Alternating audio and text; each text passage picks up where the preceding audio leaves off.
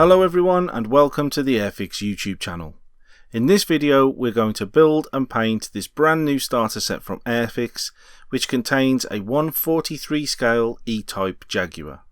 This has been redesigned from the ground up to be as quick and easy to build as possible, and because it's a starter set it contains the poly cement, the brush and some acrylic paints, so everything you need in one box.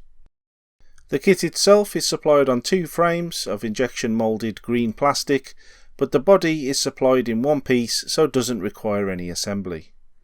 In a smaller bag you'll find 4 small pots of Humbrol acrylic and a tube of poly cement, and of course you're given a paintbrush to paint the kit. A small sheet of transfers covers the number plates, the dials for the dashboard and the indicator and brake lights, and there's an instruction manual detailing the entire construction process start to finish. It's important that you read this and follow the instructions in sequence, as there are parts on the inside of the vehicle such as the painting of the interior and adding the dashboard dials and steering wheel, which won't be able to be completed if you jump ahead and glue the body together too soon. In this video we'll be using these basic tools to put the kit together, and these are from the Humbrol tool set, which contains a modelling file, a set of tweezers, some cutters and a modelling knife. Everything you need to get started in the hobby. You can find the part numbers for the individual components moulded onto these small tabs next to the parts themselves, and these are referenced in the round boxes in the instructions. Once you've identified the parts that you need for the first step, they need to be removed from the frame. We're cutting them from the frame with the Humbrol cutters, but we're not cutting right up against the side of the parts. Instead we've cut a little ways back, leaving a small piece of plastic protruding. This prevents any damage to the surface of the kit, and these small pieces of plastic can be trimmed away with a modelling knife before any remaining excess can be removed with a few gentle passes of the file. If we do a quick test fit of the parts from step 1 in the instructions, you'll see that the exhausts and suspension cover up a lot of areas which would be very difficult to paint unless we painted them while it's still in pieces. So we're going to start painting before we assemble the kit.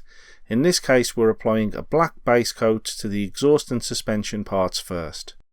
These parts are actually going to end up painted silver, but adding a coat of black first enhances the shine of the silver paint and will also help with adhesion, as the silver paint is a lot thinner straight from the pot. We're using the black paint supplied with the kit, and we've diluted it about 40% with ordinary tap water. This means you'll need to add a couple of coats to get complete coverage, but it does go down so much smoother when you add a bit of water. It's worth pointing out that sometimes the paint in the kits could have been sat on the model shop shelf for some time, so give them a good stir first. Here we're adding a few drops of ordinary tap water to the silver paint now, and we're going to go over those parts which we painted black. The silver goes over the black base coat with a really nice bright lustre to it, but it won't cover in a single application. We need to build up the coverage with 2 or 3 thin coats. This makes sure that everything is nice and smooth with no 3-dimensional texture in the paint, and after 2 or 3 coats it should be really nice and shiny.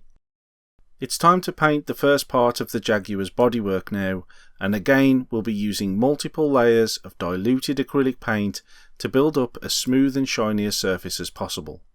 We'll be painting onto bare plastic, whereas ideally we would have liked to have applied some Humbrol acrylic spray primer to the model to prepare the surface, but we'll be building this model straight out of the box without those extras to prove that it can be done with what's in the starter set.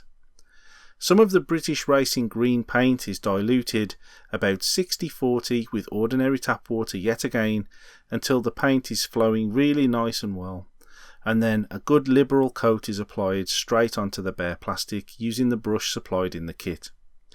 We're using diluted acrylic which is water based, and we're using it straight onto bare styrene, so there are going to be some surface tension issues where the paint beads up. If we use multiple short strokes of the brush we can overcome the surface tension and attain some decent coverage. Don't worry about the paint coverage in terms of the colour at this stage, just try to get a smooth layer of paint down which covers the majority of the surface. There'll be all kinds of streaks and imperfections in it, but just trust in the process and go ahead and apply a second layer. As the second coat of paint is applied, you'll see that the streaks and imperfections start to fade as the paint's opacity increases. Because of the amount of water we've added to the paint, each layer will dry nice and smooth and should self-level nicely on the model, and there's no risk of obscuring any of the details. We can repeat this process as many times as needed to build up strong, solid coverage of the colour. When applying multiple thin layers of paint in this fashion, it's important that you remember to allow the model to fully dry before you apply the next coat.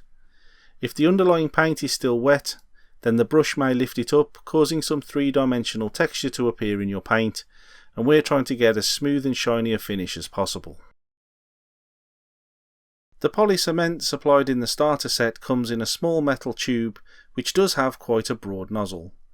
For newer modelers, it may be better to cut a couple of pieces from the kit box to create a small palette and applicator setup. This way the poly cement can be applied to the kit box part and then deposited onto the model using the applicator. This takes away some of the risk, especially as we've just painted that surface and we don't want to get any glue anywhere where it's not required.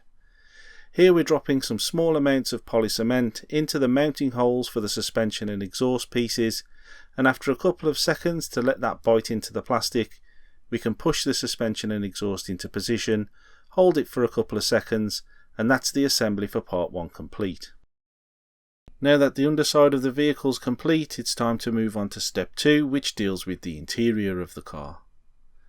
The first thing we need to do is paint this light tan colour onto the upholstery before fitting the dashboard and the steering wheel and applying some transfers to the dashboard dials. The dashboard's connection point to the frame is on the underside of the piece, which won't be visible when the model's completed. This means we can conveniently paint the part while it's still attached to the sprue. A couple of coats of diluted black paint was all that was required, and then this was left to dry.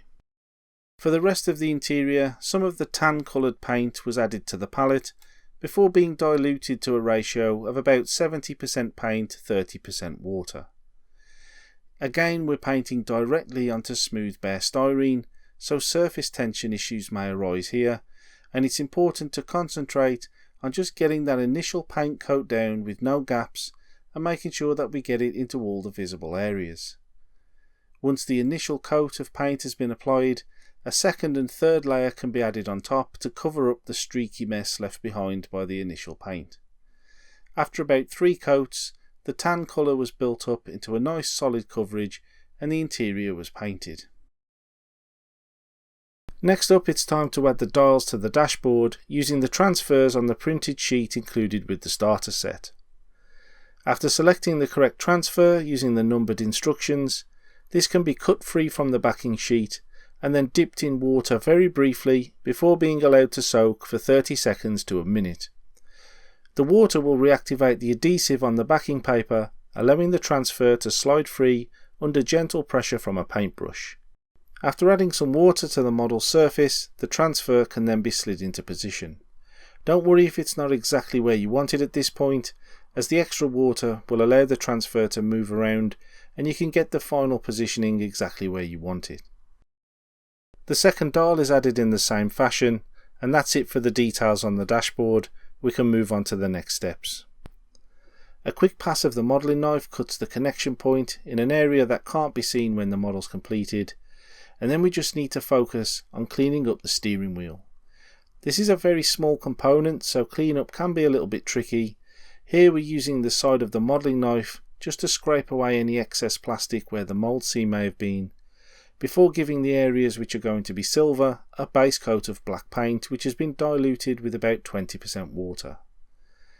Once that's dry, the silver can be added, and don't forget that the steering wheel will be visible from both front and back through the windscreen and side window of the car, so both sides need to be painted. The leather areas of the steering wheel are painted on the front and back with the same tan colour as used on the interior, and then we can add some drops of poly cement using the applicator into the mounting point on the underside of the dashboard and press the steering wheel into position. After adding some drops of poly cement on the mounting points for the dashboard, we can push that whole assembly into place, and that concludes the assembly and painting of the interior. This subassembly now needs to be combined with the underside of the car which we painted in step 1. The front axle is dropped into position without any glue, and then polycement is added to the mounting holes on the underside of the vehicle, which correspond with the pins on the underside of the interior. After locating these and allowing the polycement to do its work for a couple of seconds, this is the majority of the assembly complete, and we're ready to move on to the car body. We're going to be painting in multiple thin layers again, so we've taken an old paintbrush handle and a blob of white tack and mounted the body shell on this to help us keep our fingers away from the model while we're painting. The British Racing Green was diluted again with about 40% tap water, and then we got to work applying the green base coat for the body shell. Getting a nice smooth finish on this part of the model is the most important step in achieving a nice finish with this kit, and again we're painting onto bare styrene, so we do expect to run into some surface tension issues. Where the paint beads up and doesn't adhere to the surface on the first pass, use multiple short strokes of the brush to overcome the surface tension, and don't forget to change direction to make sure you get paint into all of the details around the louvers and the headlights. The focus here is not to try and cover the model in one solid layer of colour, but rather to get one smooth application of the paint down to facilitate the second layer. We want to avoid any three-dimensional texture in the paint. Here we're applying our second layer, and because there's already paint on the surface, adhesion issues shouldn't be a problem, and we can start trying to get rid of some of those streaks and make the colour look a bit more solid. Don't forget to allow the model to dry fully in between coats, and after 3 or 4 applications you should start to see some real opacity forming in the finish, and the colour should be much more bold. This is also a gloss paint, so if you've applied it smoothly, you should see some nice reflections forming and some light catching on the curves of that classic E-type Jaguar shape. Once the green areas are complete, it's time to just give the areas which are going to be chrome a base coat of black paint. This needs to be done very carefully, as obviously we've just put all that effort into the base colour for the car, and we don't want to get black paint all over it. The silver was diluted with just a couple of drops of water, as we wanted to get this stage completed with one coat of paint, as it's just too tricky to try and get 2 thin coats down on these small details. Using a combination of the tip of the brush and the side of the brush to control the paint, all of the chrome trims were carefully painted in, taking care not to get any silver on the racing green areas of the car.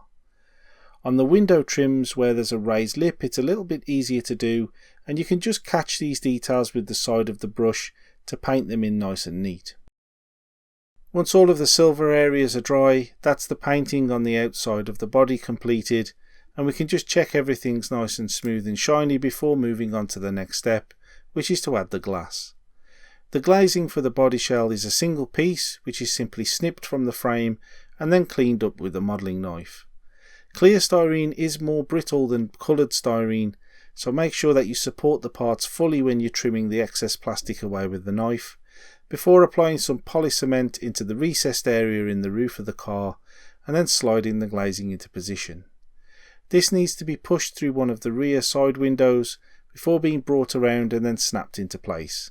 Don't worry about getting any fingerprints on the plastic at this point, as we can clean those windows before the final assembly of the vehicle.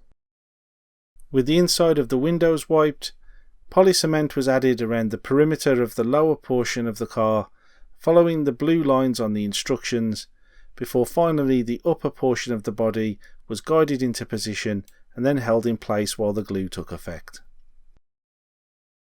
The vehicle's bumpers were painted still attached to the frame, again starting with a black base coat before being given 2 thin down layers of silver.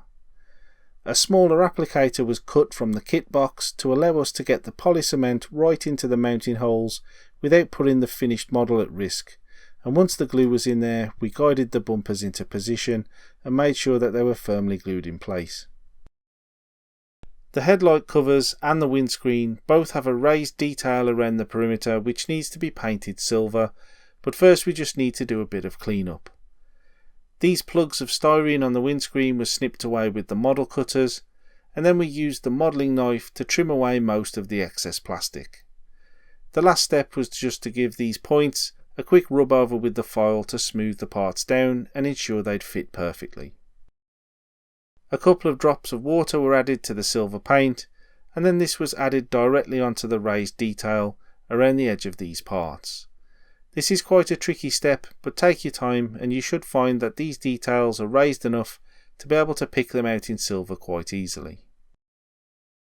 If there are any areas where the silver paint goes astray, you can use a toothpick to just gently scrape this away and tidy up the edges.